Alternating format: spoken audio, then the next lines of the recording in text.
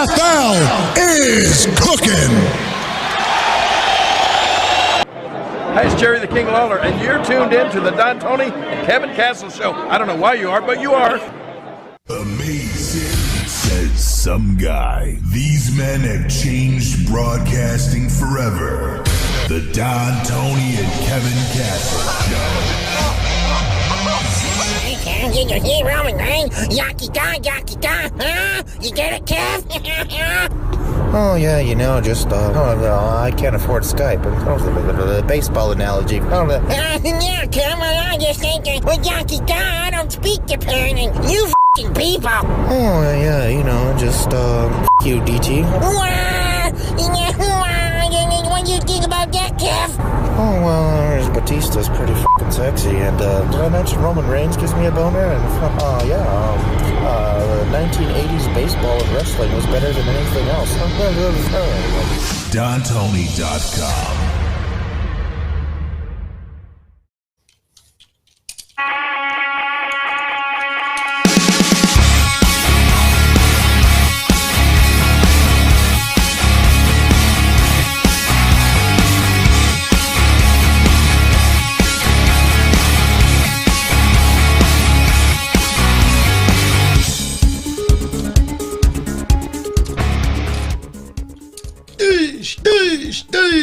I never saw a knockout punch to the shoulder.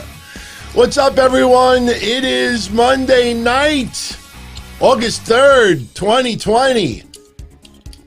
Hey, what was all that breaking news about this big faction? Big faction. It's not going to be politics. It's not going to be... Are we talking about the ninjas who set some air conditioning equipment on fire? Where was all this exclusive? Big faction. Things that... I am Don Tony, as always. Welcome to this edition of the Don Tony and Kevin Castle Show. I am joined along with... Kev Castle, what's up, man? Raw Underground. There was buzz all day long. Faction. What was the faction? What faction debuted tonight? The Hurt Business. Well, the Hurt Business, we already knew was the Hurt Business. Did they add any additional members? Did they just show up at Raw Underground? No, the Antifa showed up and firebombed the parking lot. You didn't see that? Well, it could have been the ninjas. Was it? They're all masked.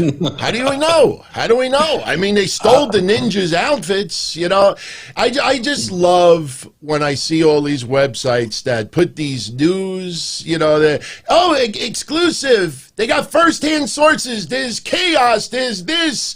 That it had to be rewritten. And first of all, we'll talk about it. I have said many times in the past, and, I'm only doing this impersonation because A. Espinoza wants me to do it. They ruined it, damn it. But I will say this, that's just me doing the impersonation for Mr. Espinoza. I will give my thoughts and 2 cents about Raw Underground.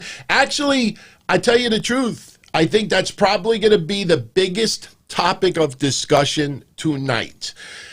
Fuck the faction for a little while.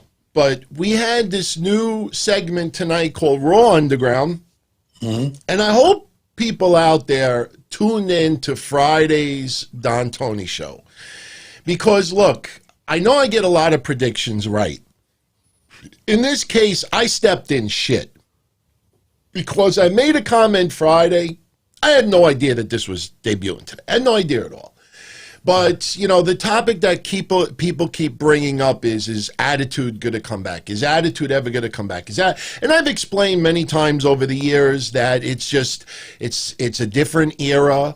There was the Attitude Era, and going against authority reflected America, so it's not the same. You had Girls Gone Wild, the birth of UFC. Well, it was around for a couple of years, but my point is, and this led into yesterday's Patreon show, blah, blah, blah. And I said, I think the closest we will ever get, and again, this is just me stepping in shit. I said yesterday, the closest we will ever get to Attitude is WWE teasing Attitude but they're not going to actually give attitude. In fact, I think I said Friday, like I joked around, like, you know, if you go with a girl and, you know, you want to bang her, you know, me, I'm heterosexual, so I use a girl, for example, but you want to bang her and she's teasing and teasing, you know, you might get into it more. When some people play hard to get, you know, you want the person even more.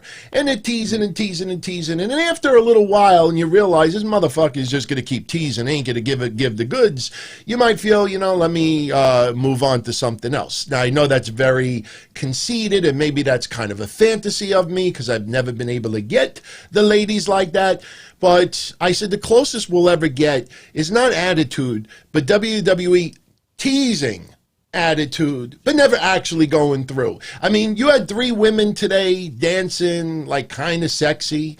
If you look at their outfits, nothing different than when Peyton Royce, you know, does her little swivel with her ass before she comes out for a match.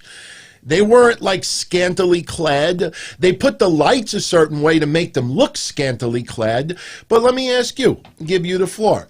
What is your thoughts of Raw Underground? Because quite honestly, for what I've seen online from most people out there, they are ripping it a new asshole. Well, I didn't really know what it was either. I didn't know what to expect tonight either. They didn't say anything. You know, everyone thought it was going to be him debuting Undisputed Era. Is he going to start a new faction with some veterans and some new guys, like an evolution? No one knew. It was fun to think about it. It's always, not to interrupt you, but the funny thing is I don't understand why people immediately equated Shane McMahon showing up on Raw with him with a faction, because I never saw the two being brought together. Shane was announced for Raw. But there was some on some news sites and some decent news sites. I saw the word faction used actually. With Shane McMahon. Yeah, they said the new faction. Shane, what kind of faction will Shane debut tonight? There was all sorts of things all over the place. It was everywhere today. But regardless, I didn't know what this was going to be, and I didn't know what Shane was going to do. Obviously, they're not going to associate him with Randy Orton. Ric Flair is part of that. They don't need an entourage. So it was kind of fun to think about the possibilities. You know, Undisputed Era, they're not really utilizing them. Roddy lost a match last week. Maybe they're on their way out, phasing them out, bringing them over to the main roster. So I was thinking maybe it was Undisputed Era. But then they showed this, you know, before 10, little, you know, cut-ins with Shane McMahon and what looks like a garage, you know, looks like fucking Fight Club with the girls dancing and stuff. I'm like, it looks like an underground bar, you know, with a stage in the middle of it.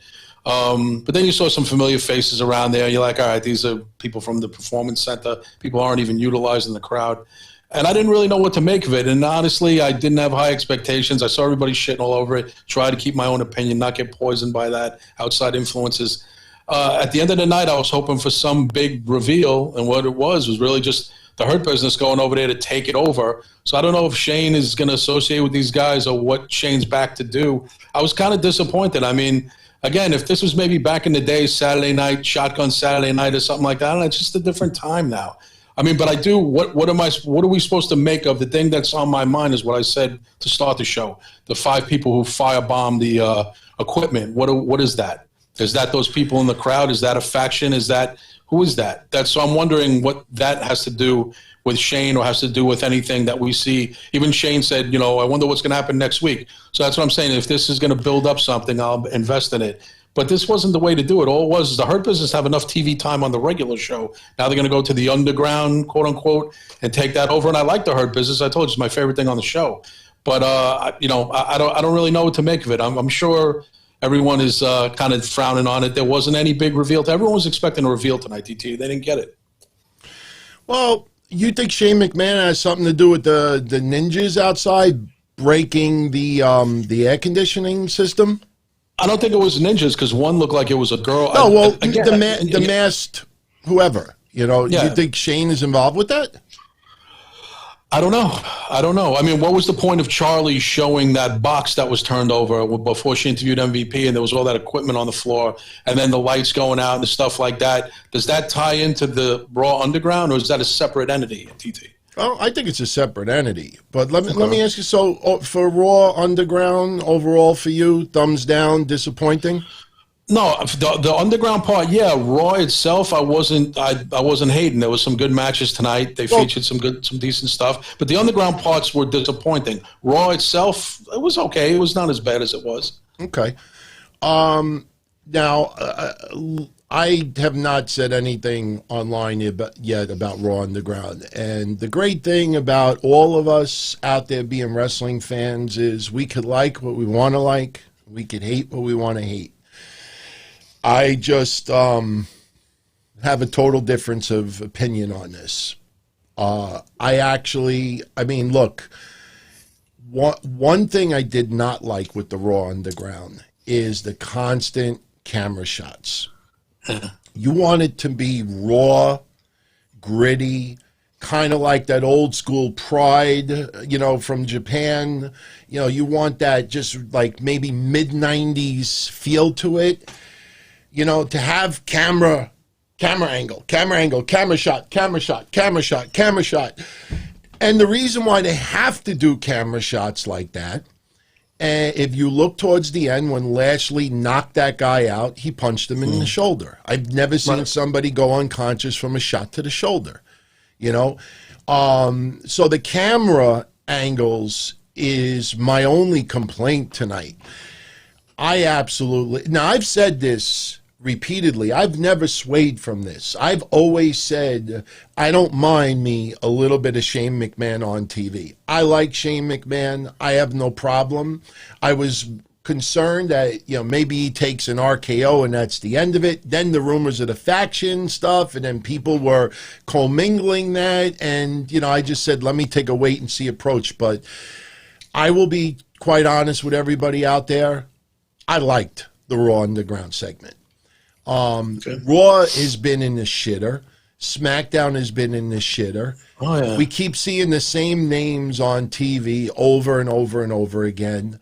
And I know a lot of you out there may not have recognized some of the people that were in the Raw Underground, but they started out with, we call them Dabaketo, but that is Babatong Ayagbusi. I want to just make sure I say his name perfectly.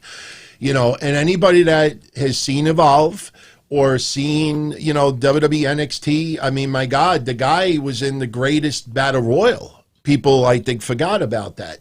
But, if this is their way of trying to bring a couple of people, look at that giant ninja guy. I can't remember his name right now, but they have people. What's his name? No. Pronounce the name of the other guy again. Babatong Ayagbusi. I think that's how you pronounce it. It's close. But the thing is that Babatunde. Yeah, okay. But the thing is that, and I'm going to post a picture right now for everybody out there. This was the class of 2016, which he was a part of. And as you see this class of 2016, some very familiar faces in there. You see Bianca Belair. You see Otis all the way on the right. I think that might be Lacey Evans as well. It kind of looks like Lacey Evans. And some other faces as well. So this guy's been, molded for the last four years. He's got a basketball background. He played a couple of games for the Minnesota Vikings for preseason. I know people immediately remember Brock Lesnar tried to make it with the Vikings. So he's got a presence to him. But getting back to the Raw Underground, I don't know what people expect. Do they really expect people to get connected in the face? I saw people saying, "Oh, it's going to be shoot fighting and UFC, and it's going to be real brawl for." That's the thing that pissed me off all day long today. I saw people writing, "I kid you not, they're going to redo Brawl for All." What the fuck did they base that on? Because it had nothing. I never said that. I saw that. You're right. There were people writing that, but I never. I'm just saying, like, I never played into that. Yeah. So I personally liked it. Of course, the music is kind of goofy. Of course, the women aren't going to be revealing anything crazy. This is still entertainment, and it's for a younger viewer, to feel comfortable with. They're going to tease, but what do people want? I don't get it. I don't get it. If people despise Raw that much and despise SmackDown that much, why do they keep watching? Why do they keep covering? I honestly think that there's a lot of people out there that almost come in their pants when Raw or SmackDown have shit shows because misery loves company, and people will just flock to each other to complain, to rip, to this. And I personally think, and I wrote this in the synopsis on YouTube about 2 hours ago, before the ending of Raw, and anybody that saw the preview, you saw it. I wrote, I think Raw Underground, my immediate thinking is, this is going to help Lashley. This is going to put Lashley in that kind of ultimate fighting environment. He's just going to beat the fuck out of people. Who knows? Maybe Brock Lesnar gets involved in that. We saw Dolph Ziggler today doing it. We saw Eric of the Viking Raiders do it, which really made me happy because they had turned the Viking Raiders into a joke. Yep. Was it absolutely awesome? No. But I liked it. I want to see where it goes. It's a little bit different. You're going to have familiar faces in the ring doing that. They're going to try to build some other people. It's a little bit different. Change the channel if you don't like it. I agree with what you're saying, because there definitely is a tale of two cities, especially on Twitter, social media, and you can try to ignore it, but of course you'll read it. It doesn't have to influence you. You can just glaze by it and look what people are writing, which is what I do, even other podcasters. And there is a tale of two cities. People who want to enjoy the show and are like, guys, enough. It's annoying. People on their timeline, this sucks, fuck this. Well, that's why I have 90% of the people muted. I don't. Oh, no, I like to go in with an open mind. I don't like to have, negative. Yeah. No, you're right. It's almost, I watched the Met game, fuck this. I'm like, so you try and tune those people on, you're like, guys, give it a chance, because it didn't even happen yet. And 7:55 people were saying that before even 8 o'clock it started. So I agree with you, Anthony. If you go in with that attitude, why do you watch them? Before everyone goes, no, fuck that. We do all the support we've given wrestling over the years, but you don't have to watch the same thing. If I think the Mets are disappointing me, I don't have to watch them anymore or whatever, but I'm accustomed to what goes on. They're up, they're down, they're up. That's just the way it is. It's the way it is in real life. Everything can't be great. Tonight was not bad. I agree with you. I didn't hate the Underground. I just want to see something a little bit better from it. I didn't hate it. I'll probably even rewatch it again tomorrow, to be honest with you. Maybe just rewatch it. Maybe have even a different opinion on it. I expected something a little bit more of a pop, maybe a newcomer or something like that. Maybe I just gave my expectations too high. But I definitely don't want to go into anything. I agree with you. Wanting to hate it, like, oh, I can't wait to shit all over this tonight. A lot of other people do that already. I think we need more balance anyway, and you got to be fair when you're judging anything, or what's the point? You're just putting on a shit show yourself if you're just going to shit on everything. And I don't think Raw was that bad tonight. Before anybody goes off on it, I don't think it was that bad. I think, again, I'll probably watch it again tomorrow, and I might like it a little bit better than I did tonight, but I didn't hate it. For Raw's standards, I thought this was a better show, but it did have problems. I'll tell you the one thing that really just, suspension of disbelief. And yes, I nitpick. I don't mind nitpicking. I nitpick because I want to see this, WWE, and I've said this for 20 some odd years, WWE is the creme de la creme as far as wrestling goes. You may not feel that, especially for younger fans out there, but you go from someone who is 20 years old in a company to someone who is 70 years old in the company.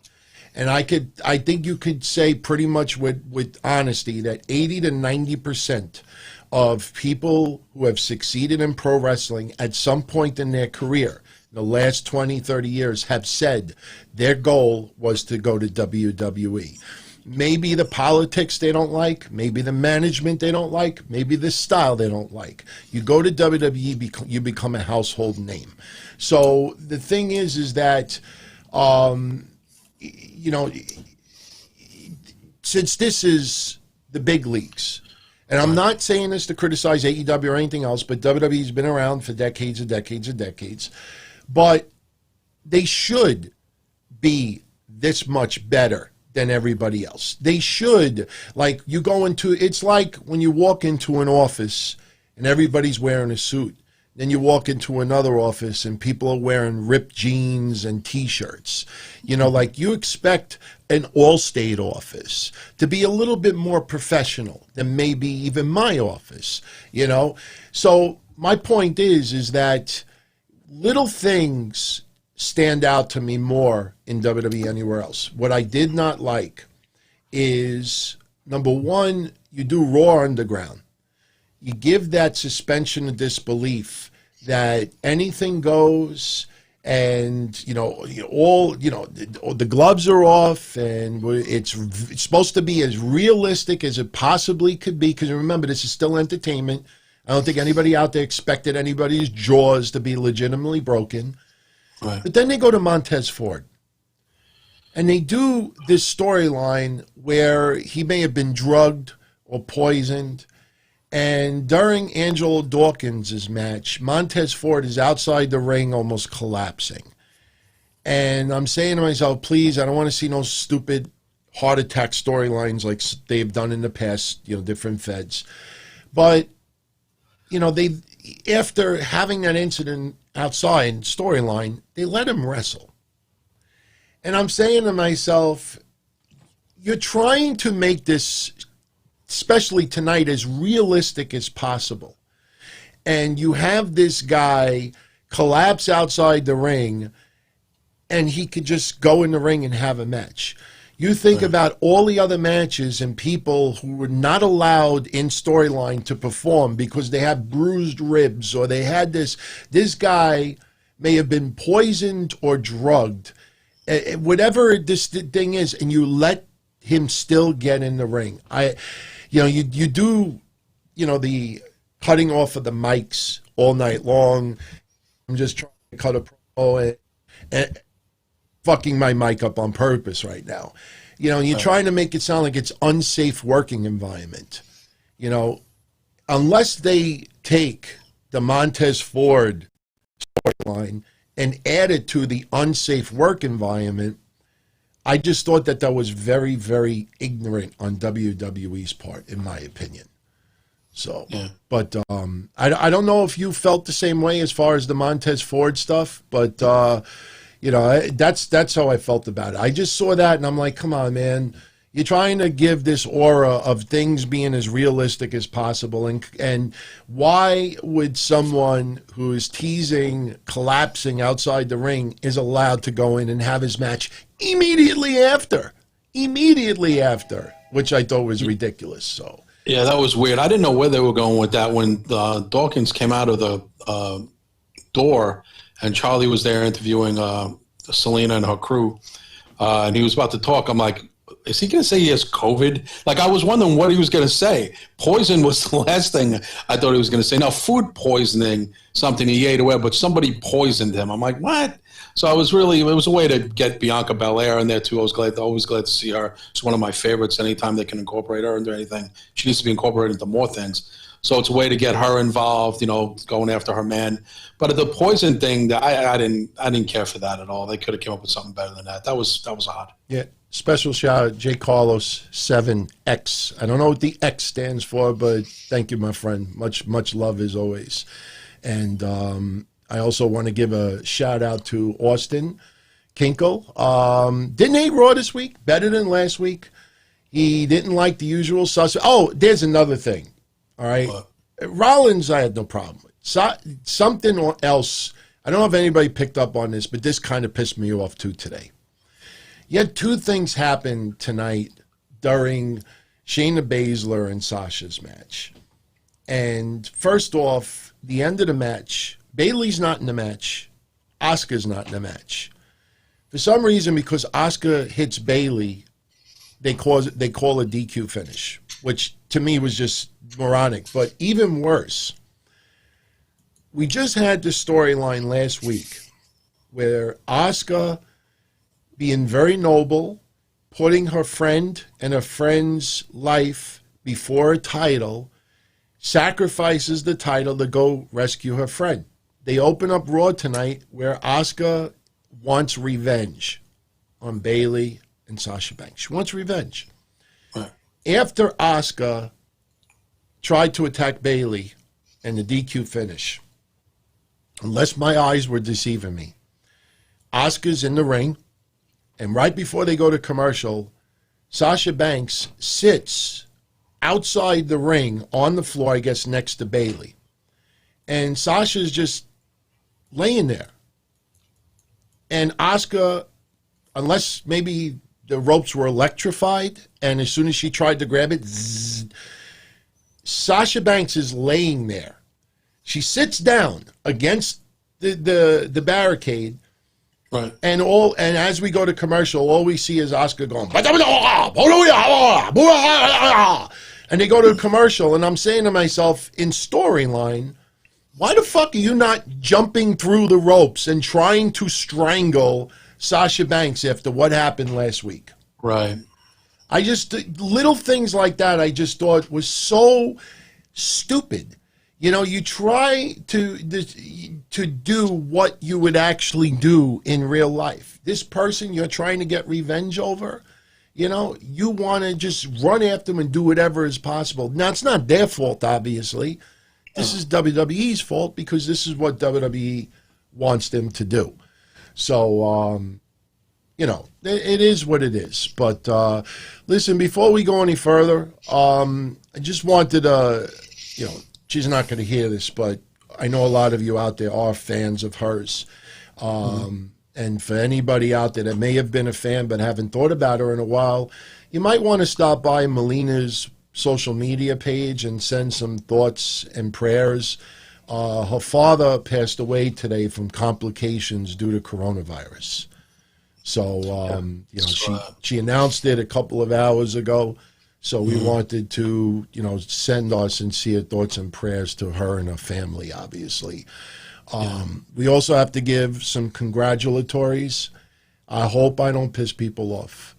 I hope I don't piss people off because I made a comment yesterday, and I believe the comment still is accurate for today. But the Bellas both gave birth to healthy baby boys. Congratulations to Nikki and Artem. I think that's how you pronounce his name.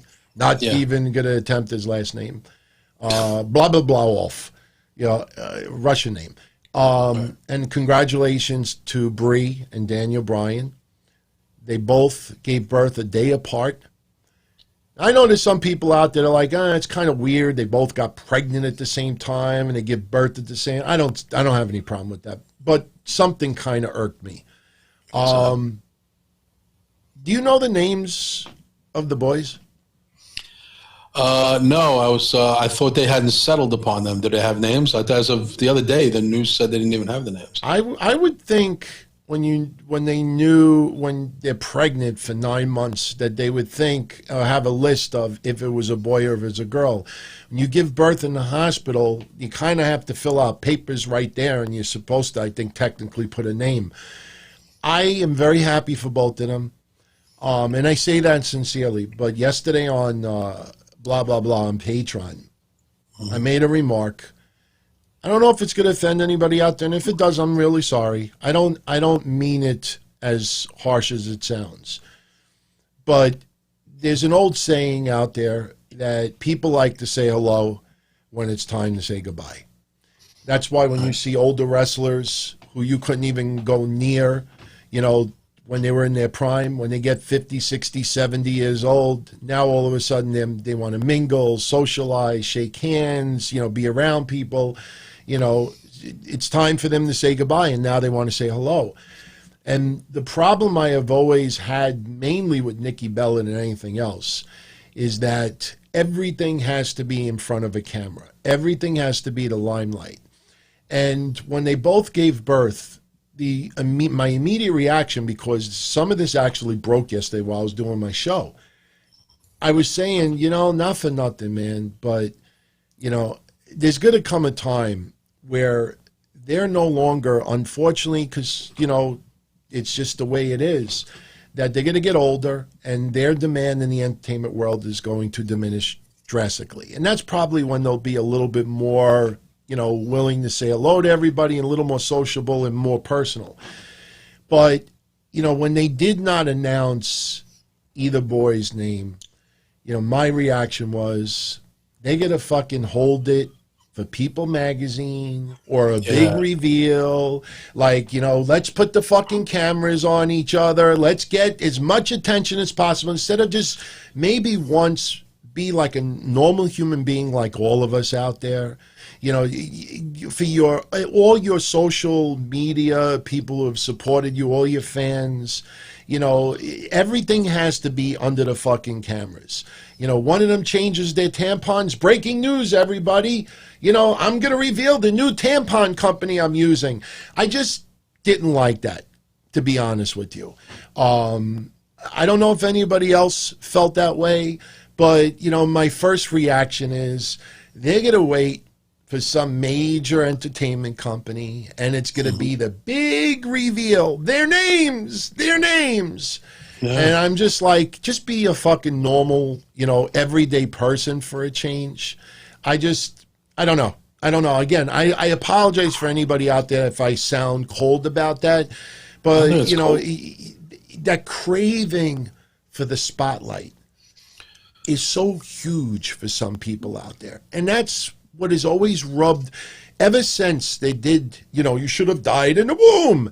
And they're out eating 3 days later and doing pictures together. You know, it's still real to me, damn it stuff. It's just, you know, show a little respect for the business that you're in. You're in the middle of a big storyline where you hate each other and you one of them wishes the other one died in the womb. And 3 days later, oh, you know, can we take pictures and put you on a website? Oh, sure. You know, that kind of rubs me the wrong way. You know, I don't know if you feel the same way, but, you know, I just wish they would have just revealed the names and just like normal people. Well, yeah, no, I was watching, I don't know if it was Extra, one of those shows tonight. I was flipping around 7:30 before wrestling, and they had said there was no set names for the kids, and those shows would have the information. So you're probably right. They're probably holding out unless it just leaks out or they just have a bunch of names and they're going to pick one of the three they leaked out. I didn't even really know the Bellas are like that. I mean, you know, you see somebody like, but then again, I don't know if Angelina Jolie or someone who's on that magnitude, Academy Award-winning star is going to hold out for a name in the press. And plus, how much money do you need? They got plenty of money. They got plenty of fame. I don't know. I think that's kind of tacky to do that too. Just like, especially the fan, they have such a diehard fan base who has probably lived and breathed every minute of these 9 months with them for their pregnancies. And yeah, I think that's a little. I don't think it's cold, DT. I think it's questionable to withhold the name.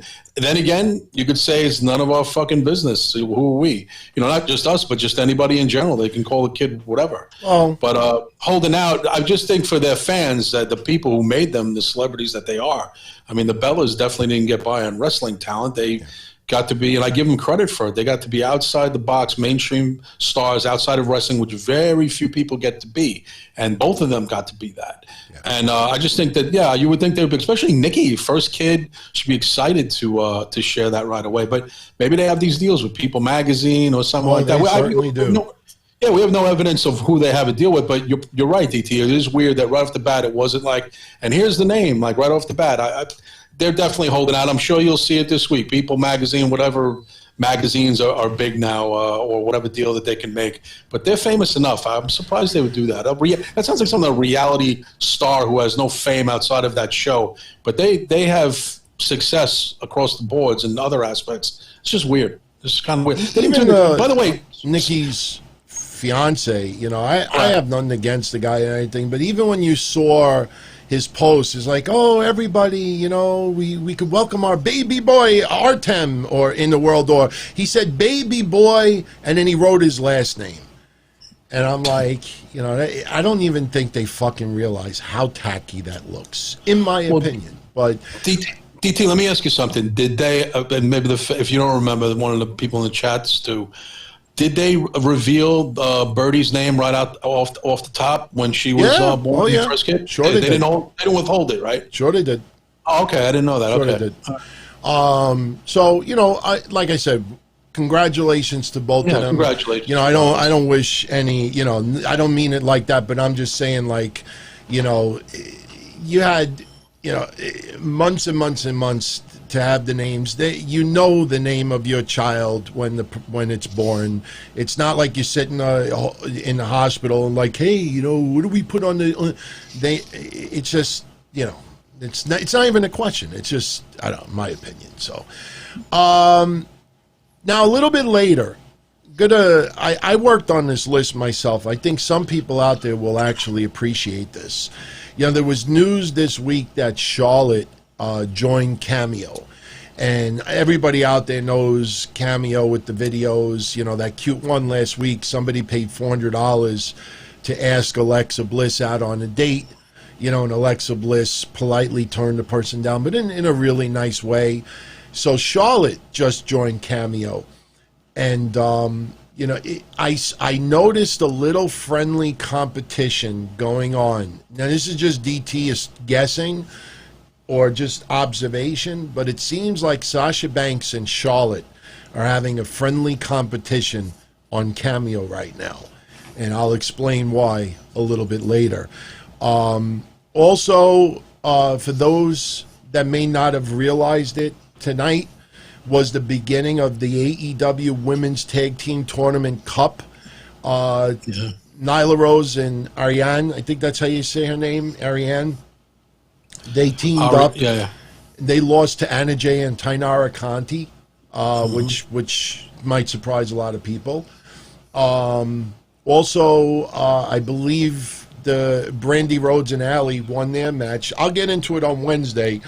I haven't seen it yet, but I did see screenshots that Medusa actually came out at the beginning to, you know, present the cup or, you know, announce interesting to see Medusa. You know, it's probably just a one-off appearance, or maybe she'll appear again, but you know, she showed up in AEW, which I thought was pretty cool. Yeah, she has no real. I mean, she does have ties to WWE, obviously, but she also has ties to a lot of federations. So she's kind of a free spirit. It doesn't surprise me to see her with AEW. She was pretty good, friendly with Dusty Rhodes and people like that. So yeah, that's cool. I mean, Tainara Conti I like a lot, so I'm hoping to see her do some things in AEW. If I hope it's just not just a one-off. Did they sign her, DT? Not yet. Okay. Not yet. Also, like her. Also, I'll get into it a little more on Wednesday, but a little heads up for everybody out there that will definitely want to know this, especially since so many people are obsessed with these Wednesday night ratings wars. We have the NBA back, and they're doing their playoffs.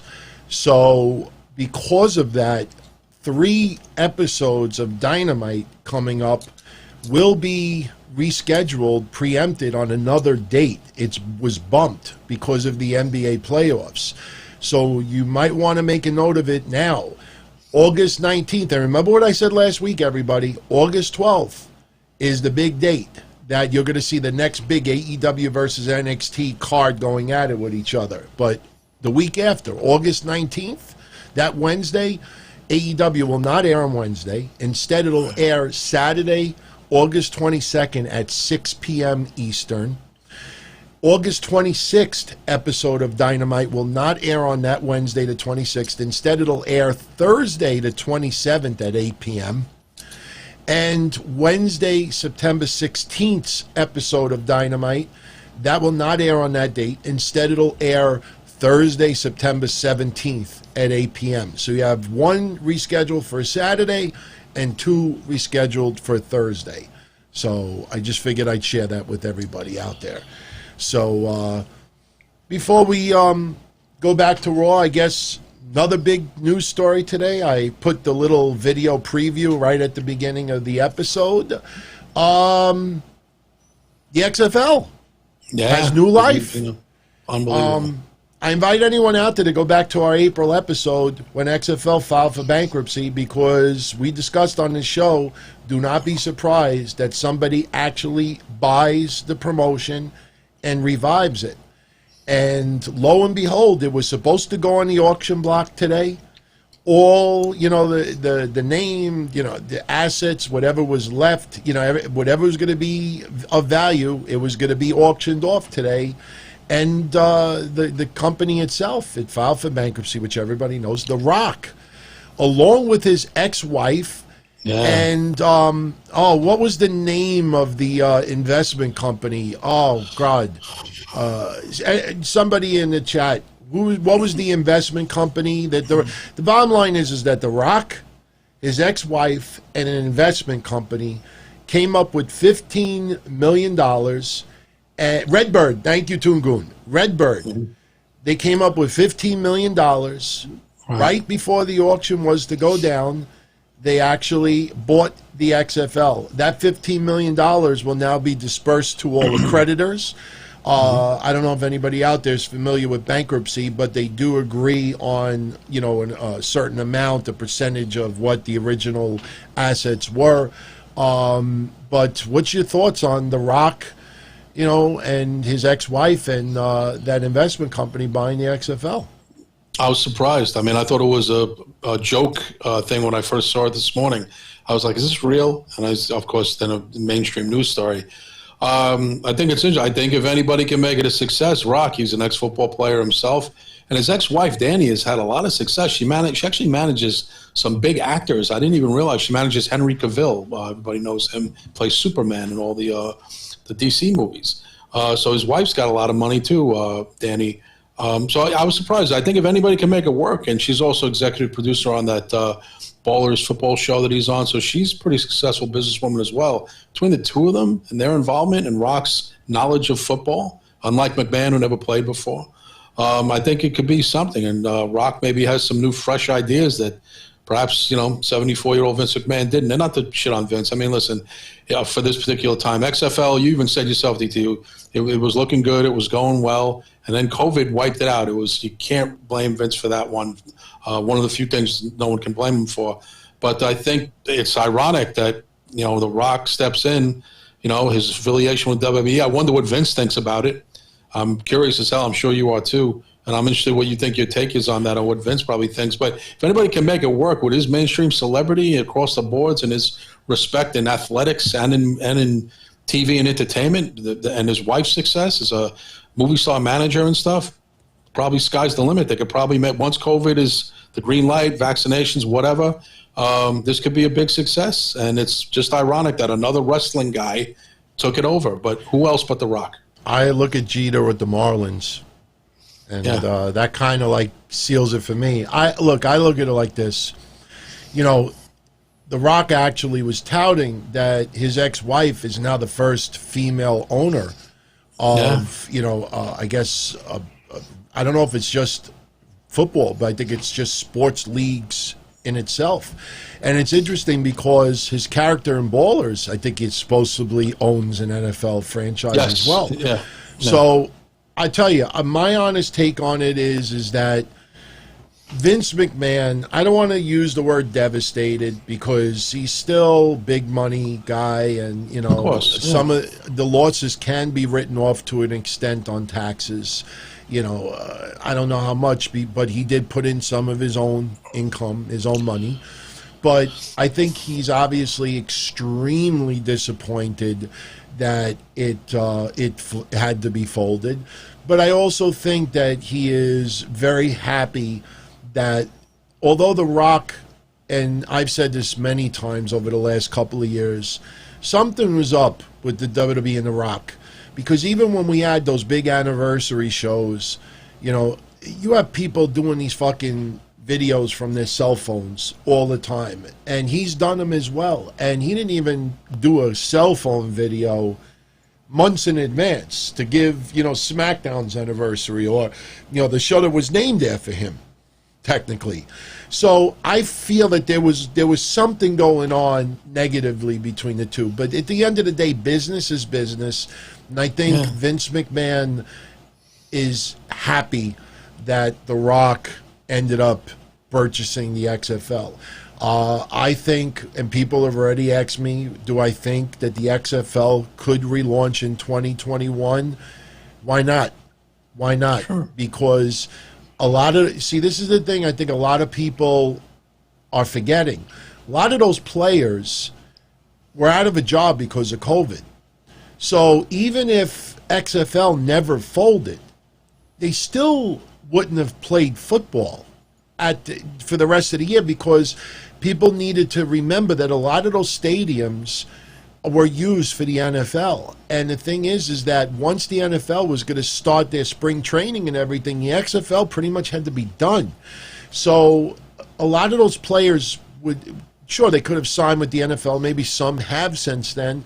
But the situation with the XFL, no reason. If COVID is under control next year, there's no reason why the XFL couldn't possibly come back next year. But the idea is to definitely revitalize the brand, not just buy the assets. This isn't a WCW 2001 deal. They bought this with the idea of it relaunching. So, we'll have to wait and see.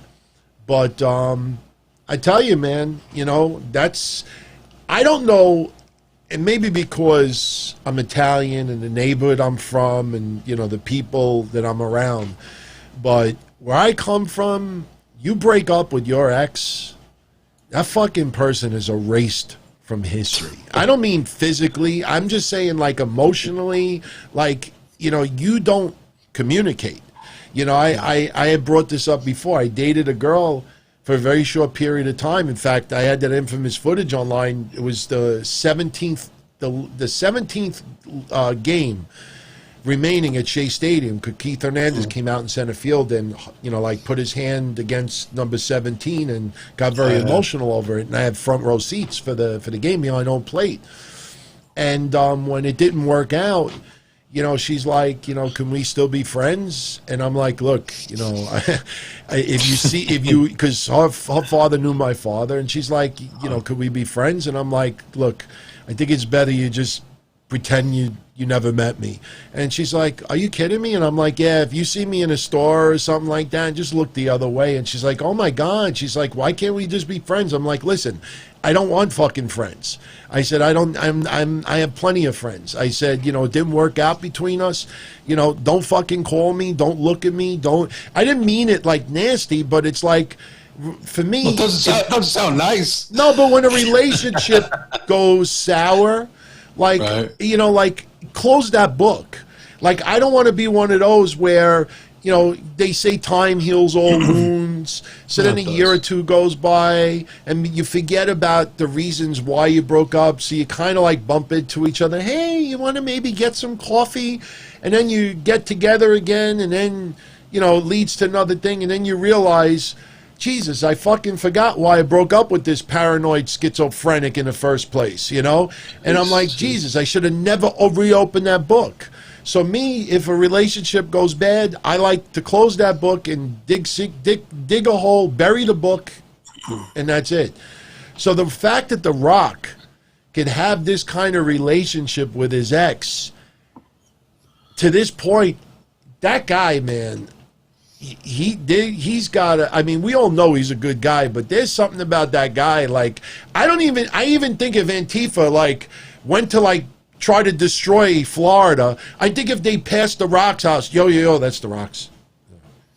Like, he's universally loved by everybody. That's why people want him to run for president. But because he's so, like, he can cover all spectrums. He can charm the fuck out of anybody: guys, girls, kids, women, men, straight, gay. He covers all bases. I mean, that's why he's liked across the boards, which is very, very difficult to be in entertainment.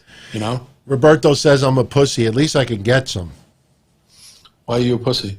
I don't know, because he thinks that, the way I handle breakups, he thinks is a pussy. Hey, no, I don't think that's being a pussy. I think you're just you're being I'm maybe cold. overly maybe cold. I wouldn't say cold. pussy. I'm Pussy not would be going to if lie. you ran out the door and ran away from her. Yeah, if anything, you were being kind of overly assertive, actually. Luckily I'm with my girl now. It's going to be 8 years in 2 months, and we're engaged. So hopefully I'll never have to hit that bridge again. But she did say to me about a year ago, she's like, if we ever broke up, would you still be friends? I'm like, are you fucking kidding me? No fucking way, man. But wait a minute, were you guys dating, or you just went on a couple of dates, or you were actually in a relationship? That's different. What are you talking about? The girl that you said, I don't want nothing to do Mets? with you. No, we went out a couple of times. Oh, okay. It wasn't the first date. Yeah, things that we didn't click. You just couldn't click. But if she was a friend of the family with your father, didn't you want to keep good relations? No. No, I just, Cause, I'm worried about me. You know, it's like, you know, what do I give a shit if your father talks to my father? You know, I just like, don't even tell your father that we dated. You know, I don't need my father to say, you went on a. Just act like you don't know me. And I don't even think she'd recognize me now anyway, because I'm about 80 pounds lighter than that time. So, you know, whatever. But anyway, so good for The Rock, good for the XFL. It was going good. And unfortunately, COVID, you know, took the XFL and The Rock. And the Rock is worth so much goddamn money. Like, yeah, it's not, you know, they have the financial backing to relaunch it. Right. They just have to work out, you know. And again, unfortunately, this is something they keep instilling in everybody's heads. COVID will be around for years. Because there's going to be a good portion of all the countries, good portion of people who are not going to get the vaccine. So when you realize only half the country gets the vaccine, there's always going to be people around in environments that are going to get sick. COVID will not be eliminated for 3 to 5 years, in my honest opinion. So, you know, once the vaccine comes out, and again, I don't even know constitutionally or even in the courts, I don't know if you can make it a job requirement that somebody is vaccinated for COVID before they work. You know, that's tricky. Because you know, the Major League Baseball is about to be fucked. They're about to shut down. The NFL, you know, you could see all these prima donnas out there, you know, because they're telling them you can't go to parties and stuff like that. You know, these are prima donnas. You notice that most prima donnas out there are the ones that are getting COVID right now. I know elderly people do, and I know some people inadvertently do, but for the majority, these are people hanging out on the beach that don't want to, you know, take precautions. These are fucking, look at the Cardinals, the baseball team. Yeah. You know, you think they all fucking drank out of the same cup and caught COVID? They just were fucking careless. You know, I'm a multi-millionaire. I don't have to follow the same rules as fucking Joe Schmuck on the corner. Well, who's the schmuck now? St. Louis. So, Anthony Diaz. So, with that said, I guess we could talk about Raw a little bit. And we'll go back to news, and then I'll get into my compiled list of cameos, WWE, AEW, Impact Wrestling, Hall of Famers, legends, indie people. I will give everybody my list of who's on Cameo and how much they charge. Some people, you're going to realize they could be making so much more coin right now. And then you're going to see some people out there that you're going to hear the price and you're going to be like, what are you, fucking nuts? You know, there's one person in particular, I really like him, but if Greg the Hammer Valentine thinks he's getting $100 a shot for a 1-minute video, you know, he's crazy. We'll get into that list later. So anyway, Raw opens up today. You know, they're immediately showing technical difficulties. Now let me ask you this: why do you think there was technical difficulties with the mics and everything else? Because I actually have come up with a scenario. They were on Discord? What? No. I'm not talking about this. I mean, we started getting some remnants of the storm early, and I'm afraid that the internet's going to go out over here. No, that told me the same thing. Yeah, but let me ask you this: why do you think there was the mics cutting out and the lights going out and this and that? Why do you think that was? Because I actually think I figured it out. Well, that's what I was saying. I didn't know if it was some sort of they're trying to spook the roster that something is coming, unless they have some new character coming in, but they already have a Karrion Kross, a Fiend. I mean, when you usually do the lights and play with people's stuff and, you know, things are weird in the back, it's, you know, some kind of impending doom is coming. So that's why I was expecting, like we talked about earlier, DT, some sort of fashion. Something was coming that you didn't expect, or something new. Just giving people these little warning signs. That's what I thought, and then nothing. So what's your opinion on that? Because I thought it amounted... You're not alone, because I'm reading people coming up anything from Tropical Storm to the Fiend to the Ninjas to some type of sabotage. I personally think the reason why that was happening was because Raw Underground was going on storyline at the same time that Raw was on. And I think the speakers, because I have my Lincoln Mark 7, my 91 Lincoln Mark 7, and I have a crazy system in there. In fact, I promise everyone in the next couple of days I'll film some footage. I'll go to like a dead area from around here where there's nobody around, and I'll crank the motherfucker up so everybody can hear it. Everything vibrates. But what'll happen is, if I don't start the car up and have the alternator run, if I turn the system all the way up and put my headlights on, you're going to see boom, boom, boom, and the lights are going to flicker every time that there's bass. I have a feeling the only reason why those interruptions were happening was because Raw Underground was taking up so much electricity with the lights and the air conditioners, stereo system, this and that. I think that's the reason why. Yeah, I personally, in fact, I'm not going to say the boxes that tipped over, because that kind of, I think, was just a little bit too much out there. But who knows? Maybe the vibrations and stuff tipped shit over. I personally think that maybe that was all happening because Raw Underground was eating up so much electricity. Just an idea. Look, I think outside the box. You know, I could be wrong, and I probably will be wrong. But I was thinking, hey, you know, maybe it was just electricity. You're Raw Underground. You know, you're using up all my electricity. You know, all the lights are flickering, and, you know, they're going out, and boom, boom, boom. I don't know, man. Just thinking. Well, DT, when they firebombed that box, what were they knocking out? Weren't they knocking out some power to the building? Well, I don't know. Well, they couldn't, because obviously the security camera stood on. We didn't even see it flicker to go into battery backup mode. That's true. I don't know what they were doing there. And when Charlie showed that box of things spilled over, I'm like, what the fuck is that on the floor? What was that, by the way, those things on the floor? I don't know what that was. I have no idea. I know. And what does it have to do with, and what does it affect in the back? They didn't really explain it. Maybe an electrician could come on here and explain stuff to us. Yeah. So, you know, it like I said, yeah, I could be way off on that, but I figured, hey, you know, it's worth me bringing it up. But anyway, let's talk a little bit about Raw. You know, we had Apollo Crews, who returned, you know, looking good from, you know, battling COVID. Good for him. Right. He's got the old U.S. title on him. He's taking on MVP for the U.S. title. Now, my original thinking is you got Shelton, Lashley, and MVP out there, and you got Apollo Crews by himself. Lashley and Shelton Benjamin interfered. I honestly thought said Ricochet, Cedricochet, Cedric Alexander Ricochet, we're going to come out and help him.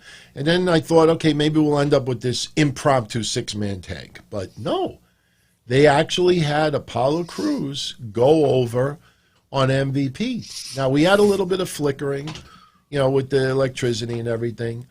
But, you know, it was just over the top after that. MVP is on the mic complaining about unsafe working conditions and this and that, and it really wasn't. I mean, I know as a heel you over-exaggerate, but it was just a little bit goofy, and all this really did was just set up their match for SummerSlam. But at least Apollo Crews now can be the holder of the new, you know, championship. They could retire the old U.S. title, stick with that one belt, and I thought it was a pretty decent match. Yeah, it wasn't bad. It wasn't bad at all. It was good to see Apollo back, and I'm glad he won. And it's funny, he said he's going to take the one belt and put it in his kid's room and keep the belt that MVP bought. Would you like that belt better, DT, than the old one that he had? It's two totally different designs, so I really can't compare the two. Like, if you asked me, I always feel that even though some designs are absolutely beautiful, I think, you know, after a certain number of years, having a little bit of change as far as the belts go, you know, is necessary. So I think this change in the design is fine. And Neil Ray, we'll talk about Lashley and Shelton in a few minutes, but I just realized that post has been up there for a little bit. But, this is going to set up their match at SummerSlam. And, who knows, if there's going to be any swerves going down at SummerSlam. But, I thought it was a decent match. Apollo Crews, he's now officially, the United States champion. And good. It's good to see him back. And even on the microphone, you could see that he's much more relaxed. I know Paul Heyman is not doing the writing anymore, but still, he feels much more relaxed. WWE still has confidence in him. And kudos for WWE, for not hurting him because he had COVID. Because it could have been very easy for them to just put the belt on someone else. Yeah. He comes back and then, he's got to start all over again. So good for them to bring him right back. And he looked like he didn't miss a beat. No, I like him. Like I said, I was one of the people who dismissed him a year ago this time. I was in catering. This guy's he's going to get released anytime. Then he got the push this year, and he's very talented, charming guy, likable. So I'm happy. I'm happy for him. I'm generally they made the right decision with that guy. He's a talent, and he could be something. Yeah. Now Lashley did attack him after the match was over. So I think down the line this may lead to Lashley versus Apollo Crews, and I guess we could just stay on the topic of Lashley for a little bit. Like I said earlier, I think this Raw Underground could really help someone like Lashley, who you feel is in quicksand. From the Lana angle, MVP is getting more opportunity than Lashley. If you think of the storyline, MVP should be getting opportunities for Shelton, for Lashley. Instead, MVP's taking them for himself. Right. But, do we think Lashley will eventually get the U.S. title and Shelton will regain the 24/7 title? What do you think? I mean, I think so. Because that's a big deal that nobody talked about tonight. I know we're jumping a little ahead, but we don't have to do things in exact order. No. But Shelton Benjamin, who just won the 24/7 championship, and yes, that belt changes hands, all the time, but Shelton lost the belt already. Tozawa, R-Truth, and Shelton had a match today for the 24/7 title, and Tozawa walks out as your 24/7 champion again. So what do you think about Shelton losing it so quickly? I was surprised because I thought, again, they were going to make these guys, and listen, they are. They closed the show out tonight. They open the show, they close the show, they're in the middle of the show. They're a big, important, again, a year ago this time, you would have told me, hey, Kev, Lashley, MVP, Shelton Benjamin. I'd be like, what shows that? What on Raw? Are they going to be big players on Raw? They're bit players. How are they going to turn them around? And it's like a brand new Lashley. This is the Lashley that he was always supposed to be, because he was floundering with Lana, totally floundering. MVP, I think, saved his career. And I'm not saying giving the credit to MVP, giving the credit to people who put him together with MVP. It works like a charm. And Shelton, too, I'm so happy. Shelton Benjamin is just this guy who was just so down and out and shouldn't be. From his attitude to his spring skills, this guy should be a major player. Why is he not? He's always been a can't-miss guy who missed almost his whole career. And now in the tail end of his career, now getting to be spotlight again. Listen, I don't know. I think I don't know if the sky's the limit for Shelton. I think even though Lashley and Shelton aren't that much apart in age. Shelton started out a little bit before Lashley, but they're all MVP. They're all around that 40-ish age. I don't know the exact ages, but they're in the wheelhouse. No one's like a young kid in that group. Shelton has the most experience, but I think Lashley's got a new life. Lashley's becoming the killer, I wouldn't say the African-American version of Brock Lesnar to that degree. He hasn't really done that yet. He has to still get a little bit of stink of a lot of losses that he had in the past off him, but he's in that direction now where you think Lashley could be champion again. He could be the man in this company. And Shelton, I think, can maybe get the U.S. title. The 24/7 title, if they just want to have gold for Shelton, just to give him something to put around his waist to make it, credible, that's cool. But what does that belt really mean, DT? The fact that Tozawa's got it, a joke character. I think, though, that it looks better if the Hurt Business has gold around their waist. But they're major guys now. They're the crew on Raw. So maybe it doesn't really matter if they have gold, but it does help if they have gold. Like kind of like the way Sasha and Bailey have all the gold. If you're running shit and you're the top faction, you should have gold around your waist, like the Undisputed Era had in NXT. So maybe they think they'll get over enough. And there's no crowd. It's weird to say over enough. Believable enough, let's say, because there's no crowds, or even people watching at home believe these guys can fuck shit up with everybody. And even tonight, the way they ended, it's believable because Lashley is a badass, Shelton is a badass, and MVP is a badass. So you believe it that they can wreck a whole room of people. Do they need gold around their waist? I think it just looks good from a cosmetic point of view. But they're the guys now in this company, and I never thought I'd see this. Even 6 months ago, I would have laughed this off if you told me this. But they made it happen. Now, you could say the ratings don't, but I'm not going to put that all on them. But I'm curious to see, though, DT, what the ratings are with Shane on and with the buzz around the show. I would say it would be up. Do you think it's going to be up many points or maybe just a few points, just as an upswing? I don't know. I haven't really thought about it. I think it might go up just a little bit. You really can't go much lower than what it's been. I think, I enjoyed the show overall. I think there was a curiosity factor. I think all this hype about a faction probably had some extra people tuning in, just the curiosity to see what it was going to be. So the ratings got to go up a little bit. But, as far as Shelton, I don't discount the world's greatest tag team because they actually did a pretty damn good. No, they did. He was a solo star. I mean, DT, a breakout solo star. Yeah, but I thought he was pretty good with Charlie Haas. But yeah, he was. Yeah. So we move on to the usual Sasha Banks, Bailey, video package, eating up time. This time around, Shayna Baszler shows up, and she focuses on Sasha Banks. And she lands a right to Sasha, which actually on TV looked really nice. Sasha goes down, and this sets up a match later on of Sasha Banks versus Shayna Baszler. Maybe as curious as seeing Shayna Baszler versus Nia Jax, and nobody is bringing this up, so I'm going to be the one to bring it up. Are they turning Shayna Baszler babyface? Because I haven't seen anybody bringing that up.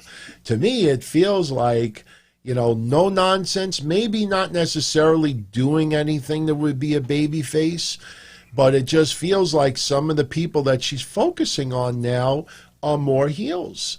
So I kind of, and I've brought this up before, it feels like WWE is very heel heavy as far as, the people on the roster. They need some big time baby faces. And I know Asuka is a huge baby face and Naomi is and a few others. But I think Shayna Baszler, might actually be leaning towards. I think right now they're just in the testing stage to see what they do, or right now you have to depend on the net. You have to depend on all of the fan reaction. It's not just reading tweets, because Twitter is just toxic most of the time. But when you go on Instagrams, when you go on YouTube videos, there's videos that get hundreds of thousands of views, and everybody comments. So, it's interesting to see what they're doing with Shayna Baszler. I actually like what they're doing with Shayna Baszler. I like it too. I didn't like her at first. In NXT, I thought she was okay. But after she got that promo on Becky with the kid, I just thought it was funny. Whether it was written for her, it doesn't matter. It's the way she pulled it off, the way she made it, the way she took the promo and her attitude with it. I thought that was great. Again, I think she has a little bit of a connection to the fans problem when there were live crowds. Maybe when they come back, they'll be more into her. I know NXT crowds were into her, but the main audience really wasn't.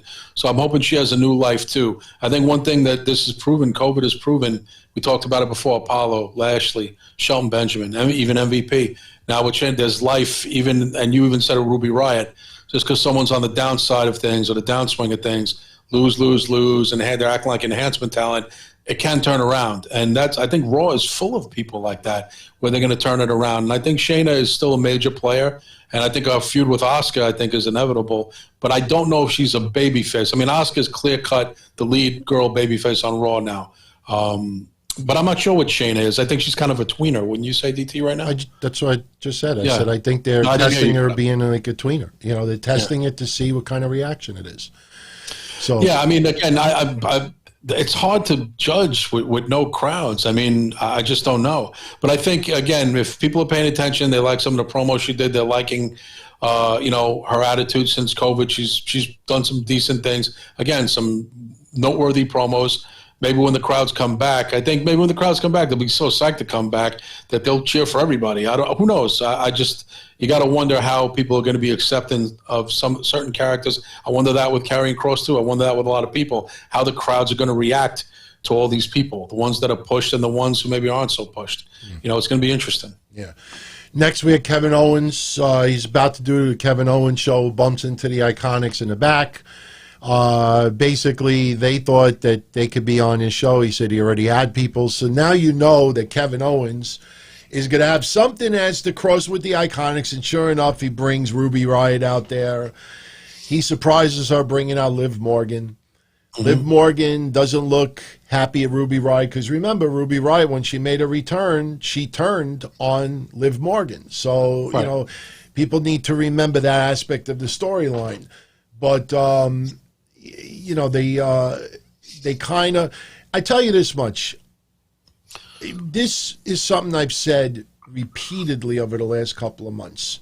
Heath Slater, Sonya Deville, Eddie Kingston, what makes their promos as good as they are is the reality factor, that almost everything that they're talking about is based on reality. And when you can actually talk about something that is real to you, and especially hits here, it becomes easier to talk about. When you feel something, you can basically express it. That's why sometimes, when people go on rants, or even when I go on real passionate rants, people are like, holy shit, that was epic. It's not that it was epic, but when something is real to someone, it's not only coming from here, or maybe from here from studying notes, but it's coming from here also. And Ruby Riott, her promo today was very good. I thought it was a little bit too much crying, if you ask my honest opinion. It was based on reality. But she cuts her promo basically trying to make amends with Liv Morgan. So there's no awkward decision. The Iconics come out. They're running bad mouth to Liv Morgan and Ruby Riott. And basically Liv Morgan says, look, I'm not happy right now, but one thing is for certain, if nobody causes a riot like the Riot Squad. But it was funny right before they started brawling. You have both members of the Iconics slap Kevin Owens, and they're laughing.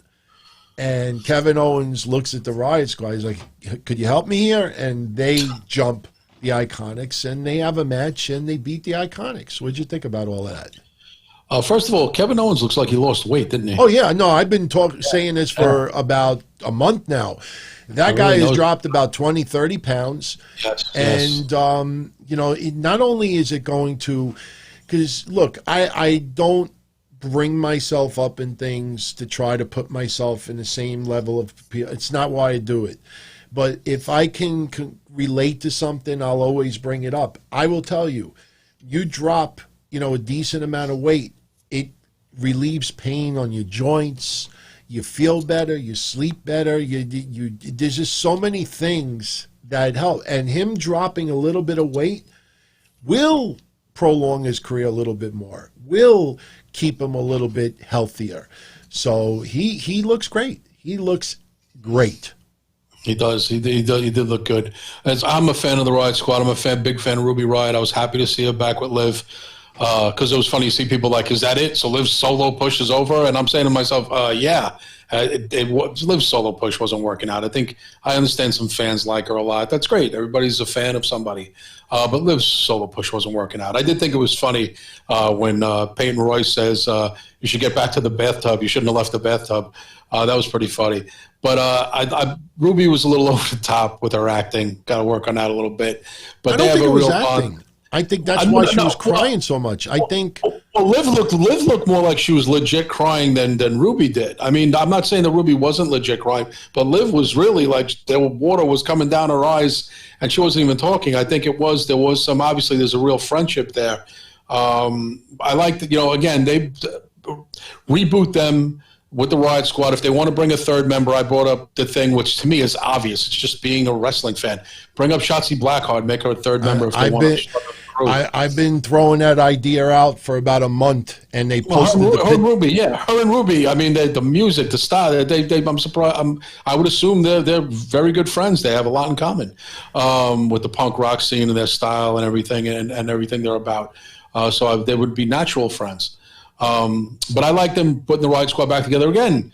As I said before, and as you said, just because someone's losing a bunch of matches doesn't mean it's over for them. People got to stop this buried narrative bullshit. It's annoying too. Online, she's buried. They're not buried. They're back, revamped, refreshed, and they can go after the tag team titles and probably win the tag team titles.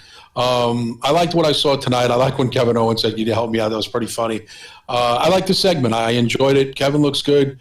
Ruby and Liv look good, and the Iconics are at least getting a little bit better. Billy Kay is still atrocious in the ring, but Peyton Royce is getting better. So positivity, 90% in that whole segment, and I'm glad to see those girls back together. I think they wanted to be back together. Sometimes, again, it's like and I'm not comparing them as a tag team to the Dudleys. They're nowhere near on the Dudleys level, but the same thing. They gave Devon, they split Devon and Bubba Ray apart. I'm just using it as, hypothetically. But once you got a team that comes back together, like the Riot Squad never won the title. They were never, multi-tag team champions or whatever. They haven't even won these women's tag team championships yet. They've only been around a year and a half, the titles. But again, I think they can be, a notable tag team. And some people are meant to be in a tag team. Not everybody can be a solo star. And if they need more people for the tag team, they can feud with the Iconics, maybe trade the belts back and forth. Because Bayley and Sasha can't alter those. I think they'll lose the tag team belts very soon, Bayley and Sasha, by the way, DT. I think those belts are coming off them within weeks. Well, I still think the Riot Squad will be having numerous singles matches. I think so. Yeah, I think just them kind of making a little bit of amends allows them to be featured in tag team matches, because personally, as much as I like her, I don't think Bianca Belair and Ruby Riott really made much sense as far as being a tag team. No. Bianca's a solo star. Yeah, in my so we had next, we had the production assistant approach the locker room. I guess he had like lattes or something, and he got scared and he left. And you hear noise, but you don't know what it is yet. And then, Charlie Caruso spooked about, the trunk, I guess, overturning. MVP, talking to Charlie Caruso as well, issuing a challenge for Apollo Crews for SummerSlam, which he eventually accepted. Shelton Benjamin also early on, before they even had the match, he said that somebody had stolen the 24/7 championship. And, I know we're going a little out of place, but, we had Tozawa win the 24/7 title, beating Shelton Benjamin. Kind of surprising. I mean, for all we know. I'll tell you the truth. I want to see Tozawa in Raw Underground against Shelton Benjamin and get the fuck beat out of him. I'm telling you, people out there, I know people love to tweet. I know people love to get attention for themselves. But I think some people out there, it's almost like they're in a restaurant, and before they're even served their meal, they're complaining about the salad. They're complaining about the soup. Oh, the steak is going to suck. The dessert's going to suck. You haven't even fucking eaten yet. Eat it, get your food, eat it, digest it, and then if you think it sucks, then you bring it up. And there's some people out there that you could see that they're full of shit, and time proves it. You'll get someone out there that'll act all renegade online and say all this stuff, and then when they realize that it wasn't as bad as what they were professing all night long, then what'll happen is they'll stick to that. And then once other people start saying, yeah, this actually isn't bad, it's actually turned out, then they suddenly start, revealing what they actually felt in the first place. But they take a stand, and they kind of feel like they have to be committed to it. which, I can understand why some people do that, but, I hope they give the belt back to Shelton Benjamin very soon. I will say this. Shelton Benjamin in the Raw Underground, it didn't look like he's like one of these shoot fighters, you know what I mean? Like, just because he's got an awesome wrestling, there's some people I think are better left out of that environment. You want that environment to feel, even in Dolph Ziggler. I didn't kind of like Dolph Ziggler in that environment as well. He's an awesome wrestler. Sure, that might give the aura that he's a tough fighter as well, but Eric from the Viking Raiders, perfect. Lashley in there, perfect. Like, there's some people that you could say, oh yeah, I think that person's perfect for it.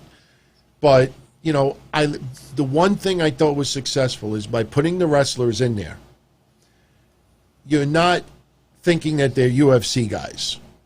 No. You know what I mean? Like, it's not Brawl for All. People immediately started with that Brawl for All. I'm like, get the fuck out of here with this stuff. They wouldn't do that again anyway, DT. They would never attempt that again.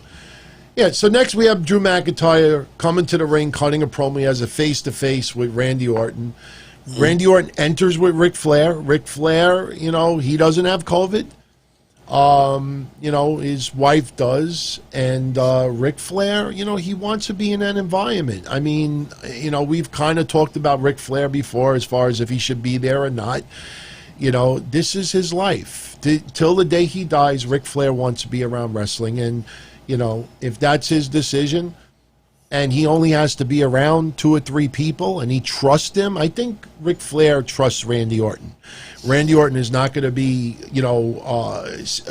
like sneaking out to go to a bar to get a couple of drinks. Randy Orton's got a family.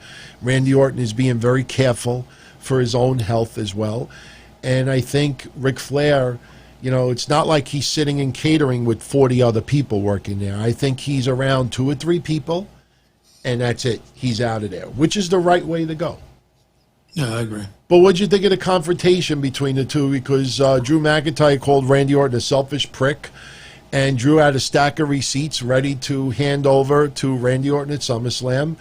And they had an interesting confrontation between the two.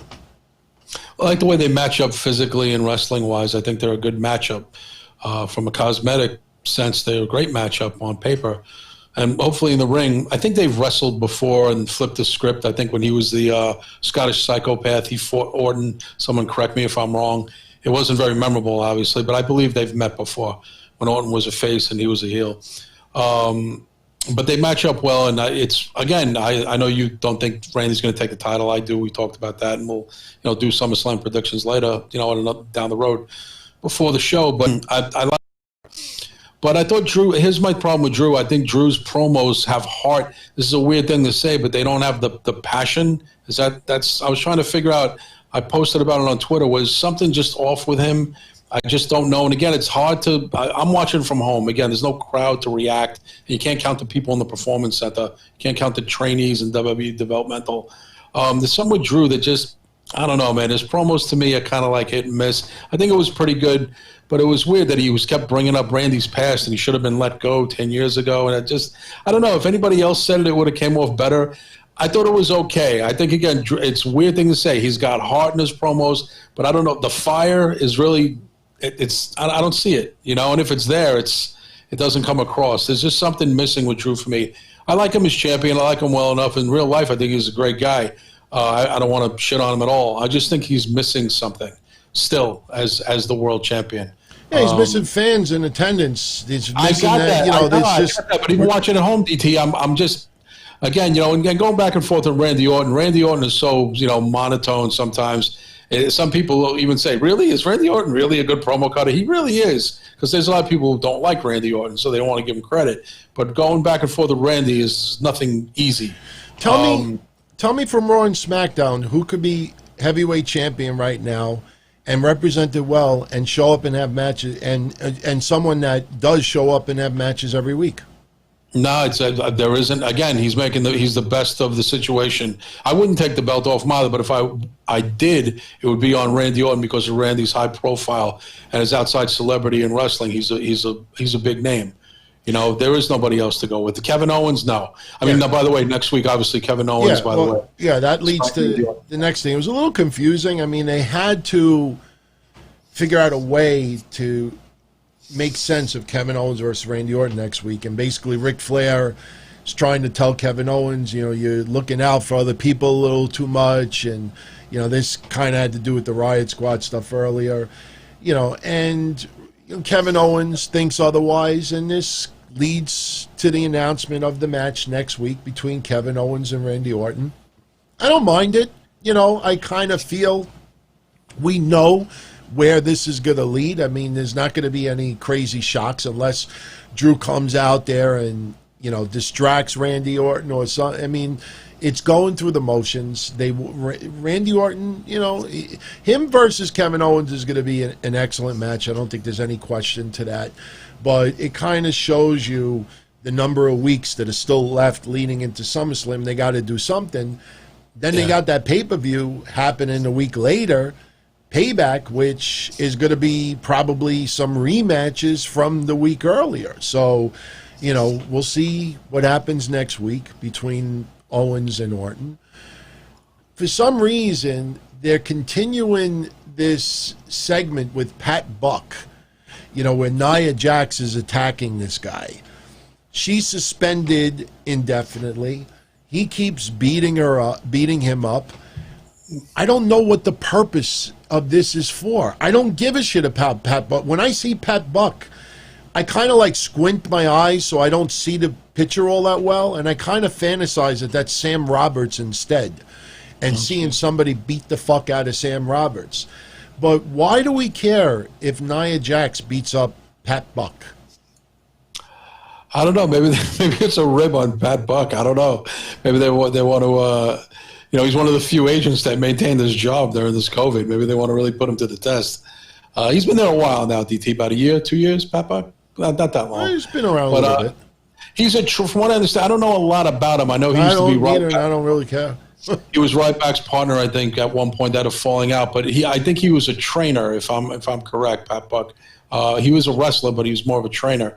But yeah, I don't know what the fascination is. Maybe just, again, Vince, somebody, just like, what if we have Nia go out there and just show she can beat up a man? But she's done that before anyway. I don't know why it's Pat Buck. You're right, DT, because if it was a live crowd, 99.9% of the people, only us podcasters, would know who he was. And some of you fans too, obviously. There's a lot of small fans. The only thing I could think of is maybe they just want to plant the seed of Nia Jax beating up men. Yeah, maybe that's it too. They just want to plant that seed. Could just be that. Yeah, it could be that. So we already talked all about Raw Underground, so we don't need to bring it up again. I mean, we've pretty much attacked everything on there.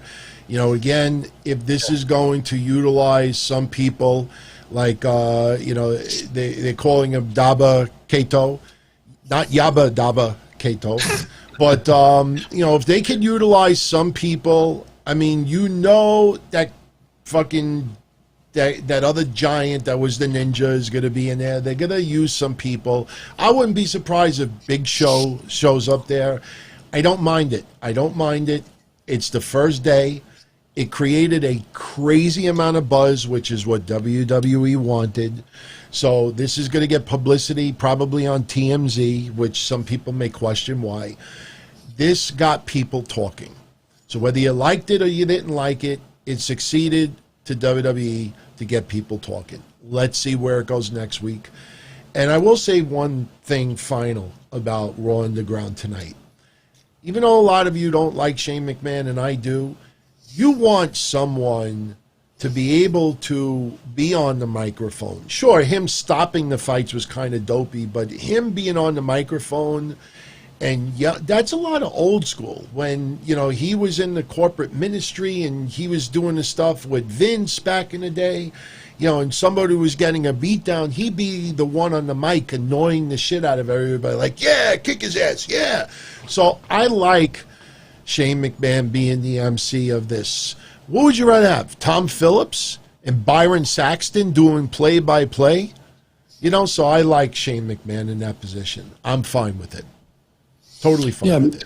Yeah, no, I was kind of glad to see Shane back. I had my fill of him at 1.2 last year, but again, bring people back, here and there. It's not so overbearing. Yeah.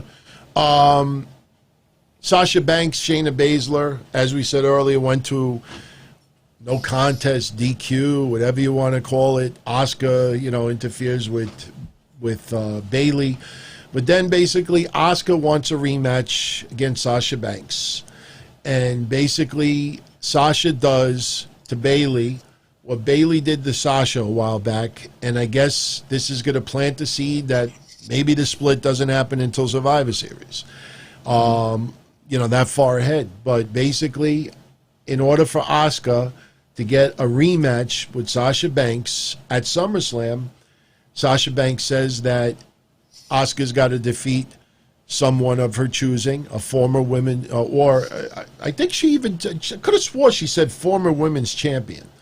But regardless, she basically puts Bayley in a match against Asuka next week.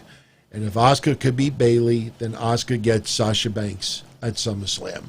So not a bad match. It's just I didn't like the way it ended. And again, when they went to that commercial, and Asuka's screaming that she wants revenge on Sasha Banks and Bayley, and Sasha Banks literally sits down along ringside, and Asuka's just yelling and screaming on the ropes, not even attempting to leave the ring. I just didn't like the way it looked on TV. Angel Garza in the back with Demi Burnett from The Bachelor, which I could care less about. He calls her his friend. I don't give a fuck, to be honest with you. This leads to what we talked about earlier. They're going to face each other at SummerSlam, the tag teams, but basically they have individual matches instead. Angel Garza defeating Angelo Dawkins. Andrade beating the fuck is this? Holy shit, I just drew a blank. Montez Ford by referee stoppage. As I said earlier, it was just stupid to show, the storyline that Montez Ford had a health issue. And they just let him have the match anyway. The matches were overlooked by, what they were doing with Montez Ford. And, he claims, or they think, that he was poisoned. Bianca Belair comes out of the dressing room after the two matches when they have Montez Ford in there. And Bianca Belair basically confronts Zelina Vega. Zelina Vega is acting like, why would we jeopardize our tag shots at SummerSlam, which kind of makes sense. Yeah. But Bianca Belair still isn't going to have any of it, and she starts brawling with Zelina Vega. So, I guess, do we ever find out, who attempted to poison Montez Ford? Good question. Yeah, I don't believe it was them either. That's what I'm wondering. Who could have done that? Yeah, I don't know. But so at this point, we know next week is Asuka versus Bayley and Kevin Owens versus Randy Orton. We get more of, Shane McMahon's, Raw, Underground. We also had a segment with Dominic issued a challenge to Seth Rollins at SummerSlam. And what'd you think of Dominic's interview? I thought it was good. I like Dominic. I actually like him better than his father. I'm not a big Ray fan, never was. Nothing personal. He's just doesn't mind a cup of tea. But I like Dominic. I think he could be an exciting young prospect. Again, can't wait to see him actually wrestle. It's funny because even Buddy Murphy said, "You never even seen this guy wrestle. He's never even had a match." And I'm like, yeah, that's what a lot of us fans are saying at home, Murphy. So I'm looking forward to that at SummerSlam, him versus Rollins. I want to see what he can do in the ring. I like his, his attacks on them and his fight back ability and stuff. He's got a lot of fire. I like it. Definitely, I think he's going to be a much different type of wrestler than his dad. He's a lot taller. He's a lot lankier. He's a lot leaner. He's a different wrestler. He's not going to be like a copy of Ray, and he shouldn't be. He'd be his own guy. So I like that fact that he's not a little Ray clone with a wear a mask, do luchador moves. He looks like he's going to be a regular type of wrestler, and I like his fire. Again, I like the passion, and his promos are not bad. He's a young kid, but I'm impressed so far. I'm looking forward to it. I like him. Later on in the night, before Seth Rollins comes out, Buddy Murphy is actually watching a replay of what he did to Aleister Black last week. And, I kind of led to this a week or two ago. Buddy Murphy is reluctant in a lot of ways to do some of the extreme stuff that Seth Rollins is doing. And I think this is definitely going to lead to a fallout between the two down the line. And who knows? I still think ultimately Dominic Mysterio could join up with Seth Rollins. Maybe Dominic replaces Buddy Murphy. That could very well happen. But Buddy Murphy seeming a little reluctant or a little having a little bit of remorse for what he did last week. They go to the ring. And Seth Rollins is kind of blaming Tom Phillips for Dominic getting all his violence in his head and telling Tom Phillips he has a responsibility on the microphone and this and that. And basically to kind of lead to where Murphy is going to do to Tom Phillips what he did to Aleister Black, and Samoa Joe steps up. Samoa Joe basically protects, Tom Phillips. Seth Rollins goes in the ring with Murphy, and they're basically yelling and screaming at Samoa Joe. I don't think they announced Samoa Joe versus Seth Rollins next week, but I think that's a possibility that can happen. Yeah, no, I like when Samoa Joe, and I was wondering when he was yelling at Tom Phillips, says, you got to go. I'm like, shit, they're really going to kick him out of here? And then Joe stood up, and he's done this before. It's like once a year he has a confrontation at the desk. And I like that he stood up for Tom Phillips. And it was a cool way they did that segment. I was like, oh, Samoa Joe going to wrestle again? He's going to get involved in this now? Because I was thinking, DT, that maybe Ray is out of the picture again because of the contract problems or whatever, and then incorporate Samoa Joe into this and then have Joe with Dominic. So I was thinking that's what this is, but it doesn't appear to be that. It just seems to be just a little bit of a standoff. Do you think Samoa Joe is back in the ring or no, DT? It was just something to do. Just to fill in, I think it's the same reason why I have Randy Orton and Kevin Owens going at it. Samoa Joe, I don't think he wants to retire his career this early. So if they can put a match here and there, maybe it just ends up being an attack. It could end up just being an attack. But, I like the idea of, Samoa Joe stepping up for Tom Phillips. So we'll see where it leads to. So, Neil, do we think that WWE is misusing Cedric Alexander and Ricochet? Believe it or not, I think we're going to see a change in direction for those two guys in the very near future. I know a lot of people thought the possibility of Cedric turning heel. Don't know. That's still way too early to even predict. But right now, the Viking Raiders had a little bit of a stranglehold, doing all the skits with the Street Profits. Now you got the Street Profits working with Garza and Andrade. So they don't want to use Cedric and Ricochet too much right now because they don't want to, they can't have them go over on any of those guys. And at the same time, they don't want them to be buried as well. So, and you got to understand too, we don't know if Cedric or Ricochet are a little bit uncomfortable with working with these COVID conditions, or maybe they come in for a block and then, because you remember what I said many months ago, that some people come in for a 2-week block, they record 2 weeks worth of shows, and then they're off TV for 2 weeks. Then they're back on for 2 weeks. So it could very well be that situation where they're on and they're off. They're on and they're off. Right now with COVID, I don't think people should read too much into how some people appear and then they don't appear. That's, until you know 100%, I think that's the case. But with that said, that pretty much was Raw. I mean, we already talked about Raw Underground, and they went off the air with the Hurt Club showing up at Raw Underground. Shane McMahon loves it. He just wants to see people beating the shit out of each other, a couple of girls dancing. You know, the music needs to be mixed up a little bit because that same beat over and over again, to me, was a little bit tiresome. Yeah, it was. But I like how they went off the air. I want to see what they do with it next week. I want to see some other familiar faces pop up there. Could always see another NXT guy or somebody maybe that's not being utilized all that much right now. True. You could also, and this is something I think too, don't be surprised if you see somebody from SmackDown show up.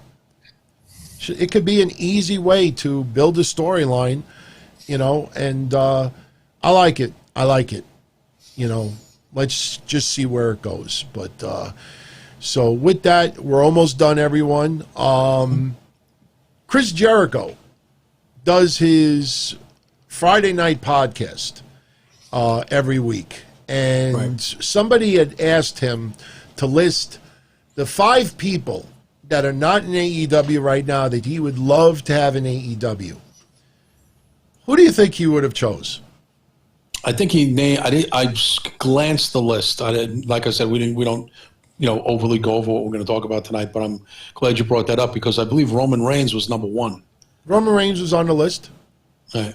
Who else? I don't recall who else, but Roman Reigns' name stuck out to me. All right. Will Ospreay, Ricochet, Kota Ibushi, and Don Callis, which I love. I've talked about many times in the past. Don Callis and Chris Jericho have a very good relationship with each other. And I know because of where Don Callis lives, you know, Impact Wrestling is a little bit better for him. It's a lot better for him. But I think Don Callis in AEW would be phenomenal. I don't think, and people don't understand why I say that. Don't even ask that because there's no way I could explain it to you in 5 minutes, you know. But by the way, did you see the Talk Shop-A-Mania? No, I didn't get a chance with the Gallows and Anderson. No, I didn't see it. All right. I'll cover it Wednesday for everybody out there. I did see it. I'll just tell everybody right now, thumbs up, or maybe this is better, you know, for a lot of people. You know, a lot of websites got fooled. When you have Randy Orton and others saying that they think it's going to be fucking miserable, that was a running joke that it was going to be so bad. I'm so bad. I'm so good. So, you know, that's what it was. But a lot of people didn't get the memo. But I thought it was hilarious.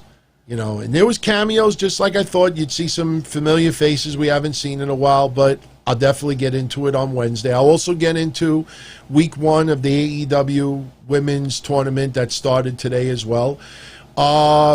Charlotte Flair, as I said earlier, has joined Cameo. Now, the interesting thing about it was websites who reported it originally said that she was charging $250 for, you know, the minute, 90-second video. And, you know, I pay attention to the cameos pretty closely. And Sasha Banks is also on Cameo. A lot of others as well. And Sasha Banks had increased her price a little bit. And I saw Charlotte increase her price a little bit. And then Sasha Banks increased the price a little bit. Then Charlotte increased the price a little bit. Really? Wow. Yeah, so now Sasha Banks is currently charging $375 if you want a Cameo video from her. She's charging $375. Can you guess what Charlotte is charging? $380. How much?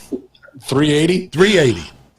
Well, so there's that little friendly competition that nobody is talking about, but I've been watching this, and they keep doing this. They keep doing this. Now, for the fans out there that want to get the Cameo video, that's not good news for them because they keep doing this. But, you know, I got to admit, I get a kick out of websites and podcasts that buy the Cameo video, and they put it as an intro for their show. And there's nothing wrong with that. Hey, this is Bret the Hitman Hart, and you're listening to, or you're watching, blah, blah, blah, blah. But the funny thing is when people do that on video, what they do is they crop the video so it doesn't show the word Cameo on it. So they try to play it off that the wrestler is actually plugging them and not that they paid the wrestler to plug them. I thought it was so cute. When I see podcasts doing that out there and they purposely crop it out, I thought it's so cute when they do that. But, to those podcasters, nothing personal. But, I'm watching you. I see what you all do. But would you like to get an idea of what people are charging on Cameo? Well, in fairness of disclosure, I have a little bit of knowledge of it because obviously Cross did that one for a fan, and he sent it to us when he mentioned us on his Cameo. So when I saw that, I was curious of the prices, and I looked at who was on there, and Billy Kay and Peyton Royce and a bunch of other people are on there.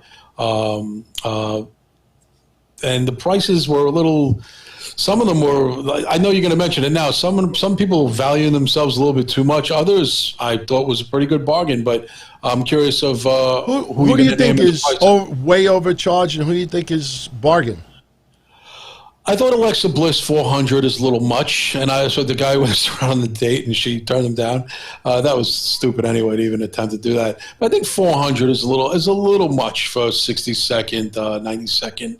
Happy birthday and good luck to you in the future. It's a little, I'm not big on that. I think in the 300 range I would put, look, Charlotte and Sasha technically to me are bigger than Bliss, and some people are going to shoot me down on that and say, no, Bliss has just as many fans. She's just as popular. I was just going by who in the echelons of who's more of a top girl. I'd figure, why is Bliss charging more than Sasha and Charlotte? I don't know. That's the way I was looking at it that way. Who do you think is way undercharging? Memory serves. Who was charging pretty good, Bog? I want to go there and check it out now. Like I said, I didn't know we were talking about. I'll give everybody a list because I logged. I keep a log of it and I notice who charges a little bit. Now I do know right now Paige is not taking them yet, but she's there ready for reserve. And she's only charging $100, which I actually think is very reasonable. Yeah. Very, very reasonable. But I'm gonna go through this list. It's mixed, so it's not like all WWE. It's WWE, AEW, old school, Hall of Famers, Impact, some indie people. I'm gonna go through this list quick because we only have about maybe 10 minutes left. So here's the list in no particular order. And if you want to log this anyway, just give yours truly a little credit because I did this research and I keep it current. All these amounts are current as of this weekend. Charlotte, $380. Paige, $100. Eric Rowan, $66. Alexa Bliss, $399. Peyton Royce, $200. Billy Kay, $150. Matt Riddle, $120. Matt Cardona, Zack Ryder, $100. Big E, $125. Tom Phillips, $25. Dexter Lumis, $45. Some of these amounts may sound really way too high or way too low. Too low, right. So Big E, I think, could get a little more. Dexter Lumis, $45. Mandy Rose, $250. Mickey James, $250. Ric Flair, $500. Most expensive one, by the way. Kathy Kelly, $100. Lacey Evans, $75. Murphy, $75. Mark Henry, $70. Angel Garza, $60. RVD, $100. Brian Myers, Kurt Hawkins, $47. Rey Mysterio, $250. No Way Jose, $50. Humberto Carrillo, $25. Roman Reigns, $500. Kevin Owens, $149. Roman Reigns and Flair the highest. Rusev, Miro, $125. Shannon Moore, $20. Jerry the King Lawler, $75. Tatanka, $100. Yeah. Kurt Angle, $100. Ricardo Rodriguez, $20. Mick Foley, $75. Jackie Gator, $20. Montez Ford, $100. Britt Baker, $100. ODB, $50. David Otunga, $77. Scott Steiner charges $100. Carmella charges $100. Lillian Garcia charges $40. Sonya Deville charges $75. Sasha Banks, $375. Sid Vicious, $30. Bret the Hitman Hart, $150. Austin Theory, $90. No offense. Mojo Rawley, $69. Vince Russo, $50. Bianca Belair, $60. R-Truth, $150. Kevin Nash, $105. The Sandman, $31. Brian Cage, $50. Darby Allin, $65. Sonny Kiss, $75. Danhausen, which I know a lot of you mingle with online, he charges $20.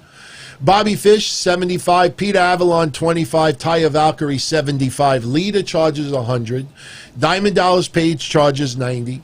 PCO charges $25. Eva Marie, 75. Melina, 25. Nikita Koloff, $40. Devon Dudley, $60. Drake Maverick, $125.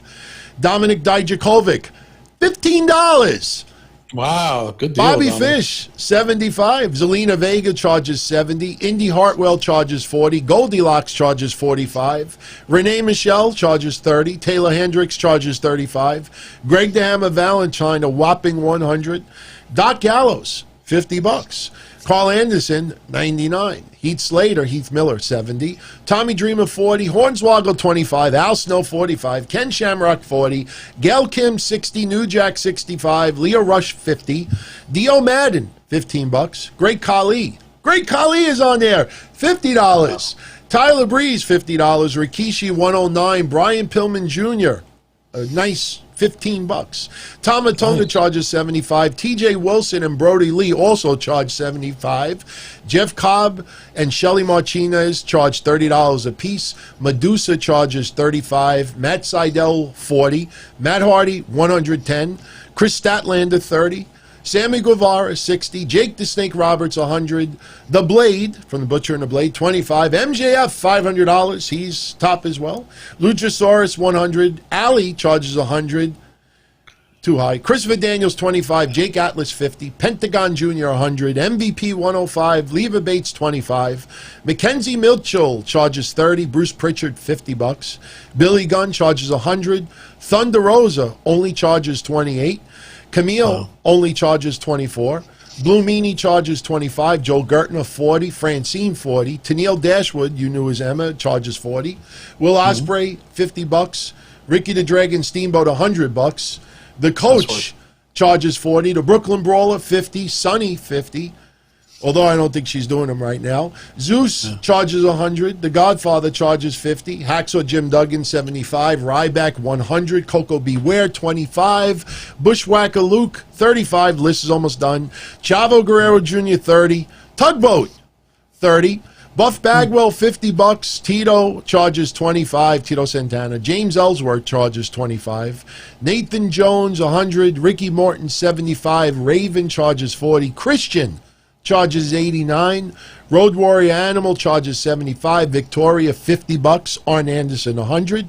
Nick Gage, 25. Ted DiBiase, the Elder, 75. Zicky Dice, 25. Gilbert, 20. Santino Marella, 25. Tori Wilson charges 65. Magnum TA charges 40. And Jim Powers charges 50. It's not a complete list, but it's pretty damn close. Wow. So Murphy and what's the name? Lacey charge more than Mark Henry. Yeah. But good on Dominic Dijakovic, 15. I mean, that's something that anybody can do that. I mean, that's again, it's a nice little thing. You can keep it forever. He's happy birthday, good luck in college, or whatever they're going to say. That's anybody I think from 40 and under is pretty fucking reasonable. Valentine 100, he's probably overstressing him. He's probably overplaying himself. But DT, they can always lower it if they're not getting any hits, right? They can always change the price. Absolutely. Yeah. But I think some of them have to learn how to have better searches. You know, if you're a WWE or a former WWE guy, you got to put WWE in your name somewhere. Yes. There's some people, believe me, I had to do so much digging to find some names. I'm like, why is this person not showing up in the search results? So, again, this is not a complete list, but, you know, I wanted to compile as much as possible because I know there's some names out there that I think some of you out there may actually want to grab a cameo from. And, you know, by all means. Funny thing is, Karrion Kross is, he maybe he's not doing them at the moment because his name did not pop up anywhere. Yeah, I was going to say, I didn't see it either. Yeah, there's some names. EC3 is not showing right now as well. And look, it could be simply a case that, you know, they're taking a couple of weeks off, so they take their profile temporarily down. So it's not like they stopped, but right now they're not active on there. So, you know, I just figured I'd just share that with everyone because I think some people are always curious how much some of these people charge, and, you know, that gives you a good idea out there. So Big E did a great interview over the weekend with Yahoo.com. some people, I think, titled their news articles wrong. Biggie wasn't, like, talking about his singles push, like, because the way people portrayed it to be, because it's only been 1 week. But basically, if you read the interview a little bit, he talks about how this came out of nowhere, and he is looking, he's looking forward to this, and he gave a lot of love to Kofi and Xavier Woods, and he says that he feels confident that he's ready for this. I know Booker T commented about it, and a lot of other people. I think Booker T was spot on. He's got the talent to do this. He's got 5 weeks, because if Kofi comes back, what do? Do you put them back together? Do you keep them separate? Or do you go the Four Horsemen route, where they're together but they're separate? Which might probably be the best way to go. Yeah, no, I agree. I think that's a good idea. I mean, listen, they got to give him a shot too. They gave Kofi a shot, and sometimes these things happen by circumstances, and you got to take the opportunity. He's more than ready. He's been here for a while now. He's entertaining. Got a promo. People connect to him from all walks of life. He's got the size. He's got the look. What's not to go for? He's ready. He's ready. Aaron from Anaheim, shout out to you, my friend, returning patron. Tomorrow night you have Castle Chronicles. Yeah, 8:15 tomorrow night, Castle Chronicles. Yep. And then Wednesday I'll be back with Wednesday Night Dynamite. Friday I'll be back with the Don Tony Show. This Sunday will be Breakfast Soup. And Saturday night, 9 p.m. Eastern, I invite everybody out there. Stop by Discord. Game night will be going down. We went 4.5 hours Saturday night. I was laughing at 1 o'clock in the morning to the point where my temples were swollen. That's how funny it was. But we have like 2 minutes left. I wanted to just sneak this one in there really quickly. Seth Rollins did an interview with TalkSports, and he defended the eye for an eye match and basically said, look, was it ideal? No. Did it end up on TMZ and get everybody's attention? Yes. And, he said he thinks that pro wrestling can, be hold for hold, one for one. But he also said, and he made a comment that I think kind of triggered a lot of people out there. He said that to him, it reeks of 2020 trying to pick everything apart. And he says, if you liked the lake of reincarnation in AEW, but you hated the eye for an eye match, then where are we really here? Do you think it was fair for him to compare the eye for the eye match, the eye popping out, to the lake of reincarnation with Matt Hardy? No, I don't even know why he's saying that. I don't know if Seth is trolling people or he really has some disdain for the fans or whatever. I mean, once a year it seems like Seth has to say something like that. Yeah. I don't know why. I mean, I guess his point was that, like Matt Hardy changing gimmicks underwater in a pool is not very believable. So if you're going to pick apart the eye for an eye, but you don't pick apart the lake of reincarnation, that might be a little unfair. So I kind of agree with him. And the only reason why I do is because, both were so over the top it wasn't believable. I think the people that immediately thought of, tried to criticize AEW for doing that when Shad Gaspard had first drowned. Why? Because it's both water. It's just, I thought that was a little bit over the top. But he didn't even have to compare. He didn't even have to bring up the comparison. The eye popping out was just stupid. I mean, it was just, goofy. I mean, I always bring this up off and on over the years. My father used to always say to me, never justify bad behavior with other bad behavior. So so Seth, in my opinion, should not justify a dopey skit with another dopey skit. Yeah, it's like saying this one shot someone, but that guy stabbed somebody. It's like he's not supposed to. He's supposed to, with wrestling, it's up to the fans of what they think is good, and you can't browbeat somebody into saying, you know what, I changed my mind, Seth. You're right. I'm an idiot. I should like that match. It was a good match. How many? If anything, people are just going to double down. You know, wrestling fans, DT, they're just going to double down on the fact and overbearingly tell him, "No, this is why it's so. We didn't like it. How could you compare?" You're never going to win in that situation. Just the fans don't enjoy it. Try again. He's had some classic matches and he's had some stinkers, but that's every wrestler. Yeah. But I think comparing it to another match and saying, "Why didn't you criticize that?" It's not going to help your cause at all. Well, with that, we're about at the 2-hour mark, so we're out of time. So, Kev, I'll talk to you tomorrow night. Yes, thanks, Anthony. Thank you, everybody on YouTube, and thank you, everybody on Discord. Catch you tomorrow night for Castle Chronicles. Sounds Peace. Good. All right, everybody. Good jet out of here. Don't forget Tuesday night, AEW Dark. Brian Pillman Jr. and Jack Evans. They're both on the card. Pillman teams up with Griff Garrison to take in on FTR. Jack Evans takes on QT Marshall. Who dat? He returns. I told you.